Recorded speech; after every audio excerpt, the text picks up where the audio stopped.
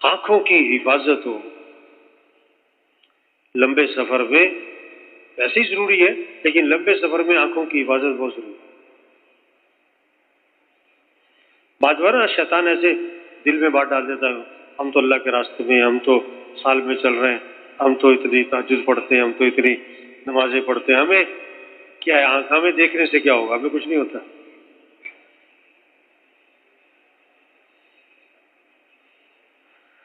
نہیں، دیکھو پتہ نہیں کہنا چاہیے کہ نہیں کہنا چاہیے، لیکن چونکہ آپ حضرات جا رہے ہیں لمبے سفر پہ، بعض سال جماعتیں بیرون جماعتیں گئیں سال 7 ماہ کی نا، غلط نظر کی وجہ سے، بد نظری کی وجہ سے ایسے ایسے واقعات ہو گئے بعض جماعتوں کے کہ اس جماعت کو اس ملک سے نکلنا پڑا. وہاں اخباروں میں تصویریں آ گئی جماعت غلط نظر کی وجہ سے.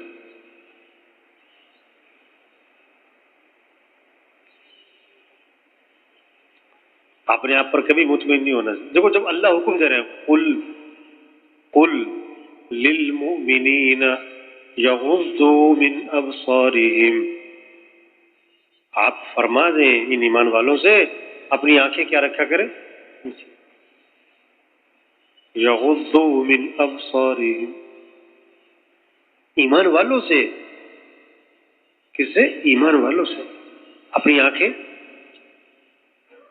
دیکھو نا بعض دیہاتوں میں ایسے گھر ہوتے ہیں کہ 4 دیواری بھی نہیں ہوتی، بعض مسجدیں ایسی ہیں ان کی 4 دیواری نہیں، سامنے گھر ہیں کھلے.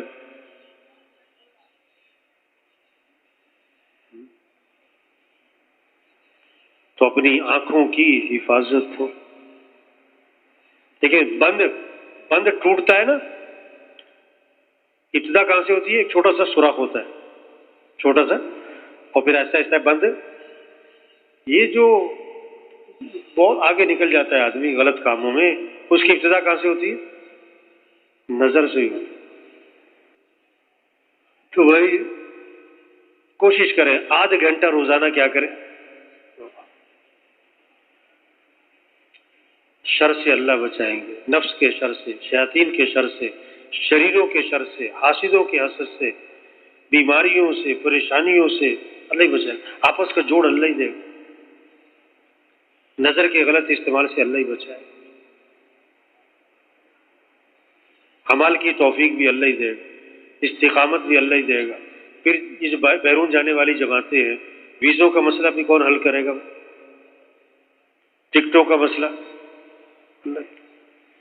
بعض جماعتیں جو ہے نا بڑی مطمئن ہوتی ہے، کیوں کہ ہماری تشکیل تو اس ملک میں جہاں کا ویزے کا مسئلہ ہی کوئی نہیں، اور جن کی تشکیل ایسے ملک میں جہاں ویزا نہیں ملتا وہ پریشان ہے کہ کیا بنے گا، ویزے کا کیا بنے گا، کیا کریں بھائی، کیسے ہوگا بھائی، اللہ یا اللہ خیر کر.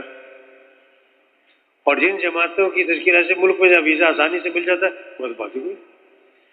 وہ بھائی مسئلہ ویزے کا نہیں ہے. بعض جماعتوں کو ویزا بھی مل گیا اور جناب ایئرپورٹ پہ پہنچ گئے، سوار بھی ہو گئے جہاز میں، اور اس ملک میں بھی پہنچ گئے. اور پتہ کیا ہوا؟ اس ملک میں پہنچ کر ایئرپورٹ سے واپس کر دیا گیا. ایئرپورٹ سے پوری جماعت کو اللہ ہی پہنچائے گا بھائی، اللہ ہی کام لے گا. ایک جماعت جا رہی تھی کسی ملک، دبئی پہنچ گئی، دبئی سے پھر دوسری فلائٹ تھی، تو اس ملک والوں کی طرف سے پیغام آ گیا کہ ہمارے ملک میں کوئی جہاز نہیں آ سکتا، کوئی وبا پھیل گئی ہے. اب وہ جماعت دبئی سے واپس کراچی.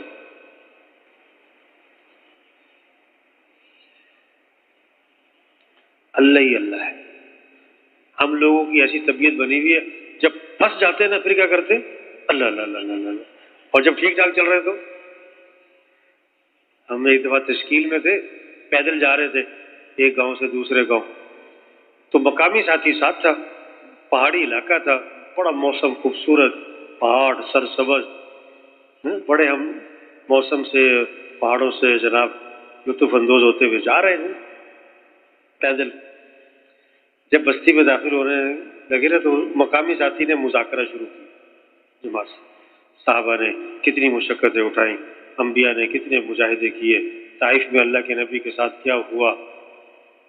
جب اس نے اس طرح کی باتیں شروع کی نا تو ایک دم سارے ساتھی جو ہے نا کان کھڑے ہو گئے کہ بھائی لگتا ہے اگلی بستی میں کوئی مسئلہ ہے بھائی. پھر اس نے کہا جی اگلی بستی میں جہاں جا رہے ہیں نا جی یہاں جماعتوں کو داخل نہیں ہونے دیتے، یہاں بڑی سخت مخالفت ہے. اب ہم جا رہے ہیں، اللہ کے نام پر اللہ خیر کرے گا. اور اب سارے ساتھی جو ہے وہ اب ایک دم سب اللہ کے یا اللہ خیر کر. اب اندر گئے، مسجد میں پہنچے، پٹپٹ جا کے وضو کیا جناب، نفلوں کی نیت مانی، دعا مانگی، مشورے میں بیٹھ گئے. ایک آدمی ڈنڈا لے کے آ گیا. اب ساتھی مشورے بیٹھے ہوئے اور ڈنڈے والے کی طرف دیکھ رہے. جب ایسی بستی میں تشکیل ہوتی ہے، ایسی بستی میں جہاں ساتھی ہیں، پرانے ہیں، کام ہے، سلوار ادھر لٹکی ہوئی ہوتی ہے، برتن ادھر پڑے ہوئے ہوتے ہیں، بستر ادھر پڑا ہوا ہوتا ہے. اور جب کسی ایسی بستی میں تشکیل ہو جہاں پر ماحول، تو سامان کیسے رکھتے ہیں؟ اللہ فرماتے ہیں کہ جب یہ کشتی میں، ان کی کشتی جو ہے بھنور میں پھنس جاتی ہے نا دریا میں، سمندر میں، تو سب کچھ کو بھول جاتے ہیں، پھر کسے پکارتے؟ اور جب میں انہیں کنارے لگا دیتا ہوں پھر مجھے بھول جاتے ہیں. اللہ نے فرمایا کہ میں دوبارہ تمہیں پانی میں لے جا سکتا ہوں اور میں تو تمہیں خشکی میں بھی دھسا سکتا ہوں. تو یہ کہنا کہ پھنس کے ہم کہیں اللہ اللہ اللہ اللہ اللہ، بغیر پھنسے کیا کہیں اللہ اللہ اللہ اللہ. ایک تھا نا وہ کوئی بزرگ تھے، لوگوں سے قرضہ لیا ہوا تھا بہت ساروں سے، بیمار ہو گئے اور سخت بیماری، لوگوں کو ڈر ہوا کہ مر جائیں گے تو قرضہ ہے. ایک آدمی آیا کہ حضرت میرا قرضہ واپس کر دیں. انہوں نے کہا اچھا بیٹھ جاؤ. دوسرا آیا کہ جی میرا قرضہ واپس کر دیں، تم بھی بیٹھ جاؤ. تیسرا آیا، چوتھا آیا، جو آئے قرضہ مانگنے اسے کیا کہیں بیٹھ جاؤ بیٹھ جاؤ بیٹھ جاؤ. تھوڑی دیر میں ایک بچہ گزرا، آواز لگاتا جا رہا تھا، مٹھائی بیچ رہا تھا یا حلوہ بیچ رہا تھا. اس کو آواز دی کہ جتنے یہ لوگ بیٹھے ہوئے نا ان کو کھلا دو. وہ بڑا خوش ہو گیا کہ لو میری ساری مٹھائی بک گئی اور پیسے لوں گا گھر جاؤں گا. انہوں نے سب کو کھلا دیا اور آ کر کہنے لگا میرے پیسے دو. انہوں نے کہا تم بھی بیٹھ جاؤ، تم بھی، یہ سب بیٹھے ہوئے تم بھی. اور بچہ تھا وہ رویا کہ میری ماں مارے گی، میرا ماں انتظار کر رہی ہے، میرے پیسے دو میرے پیسے. رویا رویا رویا برا. تو کوئی صاحب آئے ہدیہ لے کر، ان بزرگوں کو ہدیہ دیا، انہوں نے سب کا قرضہ اتار دیا، بچے کو بھی پیسے دیے، وہ بھی چلا گیا. تو کسی نے کہا حضرت آپ کے پاس پیسے تو تھے نہیں، آپ کو پتہ بھی تھا، اور آپ نے اس بچے کو کیوں کہا کہ ان کو حلوہ کھلا دو؟ بیچارہ روتا رہا بیٹا، مسکین، برا حال ہو گیا، کیا فائدہ ہوا رلانے کا؟ انہوں نے کہا یہ سارے جو ہے نا قرضہ تو مانگنے آئے ہوئے تھے، ان میں رونے والا کوئی نہیں تھا، ان میں رونے والا، یہ ایک رویا تو سب کے لیے راستہ کھل گیا. ہاں اس وقت تبلیغ میں کیا چاہیے بھائی؟ رونے والے.